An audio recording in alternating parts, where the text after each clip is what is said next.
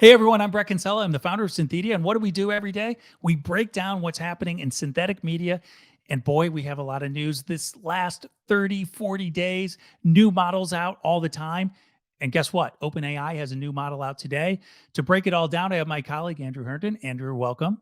Hey, hey. So, Okay, Andrew, what's point E? well, point E is 3D, but text to image. But 3D! It's 3D. 3D. Yeah. 3D. All right. Well, we've seen some things around text to video that's coming out, and we do have text to image generators, which will do 3D like solutions. In fact, you can use that as a prompt. In your prompt, you can say 3D. How's this different? Yeah, well, those aren't actually 3D. They're not 3D space, right? So they're going to be modeling with light and shade. So it'd be great for a DVD cover, but if you want to make a Pixar movie and you want to be able to turn the camera angle, you couldn't do that. But these are actually going to be using 3D generation. So there could be points in space that they're building out. Okay. So OpenAI dropped this paper a few days ago, and it talks about what they have been doing with the Point E system. And they actually have some very helpful images here to give us a sense of what this looks like. This looks very different from what you'd see at DALL-E or Stable Diffusion or Midjourney.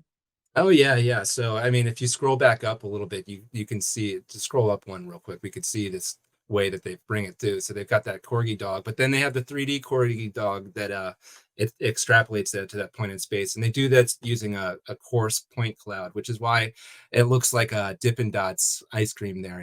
So it's this is like the dot matrix printer version of uh 3D image generation, but we're gonna assume we're gonna just keep leveling up from here as they drop this.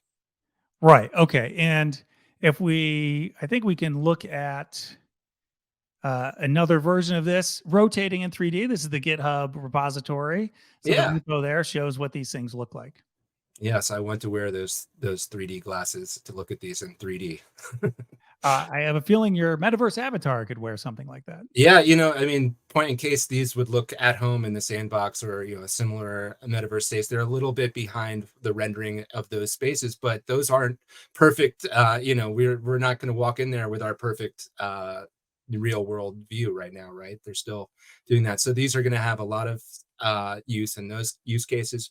We're going to see them in architectural renderings where they just need to put a potted plant on the wall, or they need to put a bunch of trees, and they don't want them to be just the same tree. They want to make a bunch of unique trees in a row. I think we're going to see lots of use cases there. Obviously, in movies where they're still shooting movies and they're not using text to image generation for the moving image, we're going to see them have a lot of use there as well.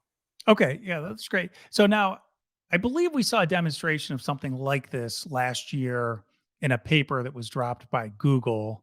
And then they did an update just a couple months ago that didn't get a lot of coverage, but basically last year they were using the OpenAI clip model, and they were the first to actually come out with something that looked really interesting. And then this year they said, "Hey, we've got something much better. It's based on Imagen. It's not clip." What do you make of this? Yeah, well, I mean, I think you're exactly right. So Google, I guess now famously in the synthetic media space, loves to put out a paper saying what they're doing, but then not show anybody what they're actually doing. Right? Not granting access to their stuff. Just saying, well, it lives in this paper, and they originally were using the OpenAI clip format. They decided that they had to do something better, so their Imagen is using their own version of clip for a lot of these text generation stuff. But OpenAI is just saying, "Hey, we're going to let you try it on your own." They want to actually let people try it. They are actually living up to their name at this point, where they've released this to GitHub, at least for now. If you're developer savvy and you're able to use GitHub, then you can now get access to this and just start playing with it in its infant state. Yeah, and it's GitHub / OpenAI / point E, so that you can get access to it. And I think that's a big difference. What we see a lot from Google is that they want to tell you about what they're doing from a research standpoint, but it's very limited access. Even like we think about the large language model Lambda, we have through Test Kitchen 3 use cases, very limited use, very limited availability. If you don't have an Android, you aren't deign to be worthy by them. I've had a chance to use that. Very interesting, but very limited. And I expect it to be great, but we don't have full access like we do to a lot of the OpenAI things.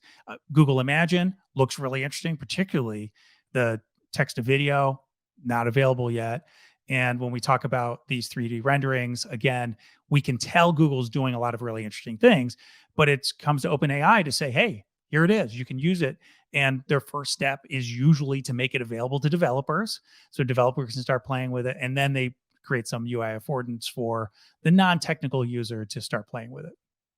Yeah, so I bet we'll see Pointy 2 not too far down the line, and it'll be similar to the DALL-E format where it's just a nice, easy UI, easy on the brain for anybody that's not technically savvy. Okay, so people can get access today by going to GitHub and playing with it. If you're not technical, if you don't want to go through that trouble, you're going to have to wait a little bit, but it is a really interesting advance. We're seeing images, we're seeing videos are going to come next year, these 3D model renderings in between. We've got advances in text models. I want to say that this has been the year of generative AI. Definitely, or certainly the last 3 months of generative AI have been just a roller coaster, one day after the next, just more and more. So Okay, so everybody, if you get a chance to check it out, let us know what you think. I hope this gave you a quick overview. We'll put some links down in the description so that you can check it out further, but we want to make sure that you got the latest update. yep, and we'll be talking about it more on the Substack, I'm sure. That's right. Go to synthedia.substack.com to check out the daily newsletter on synthetic media. Thanks everyone for coming. We'll see you soon. Bye-bye. Bye-bye.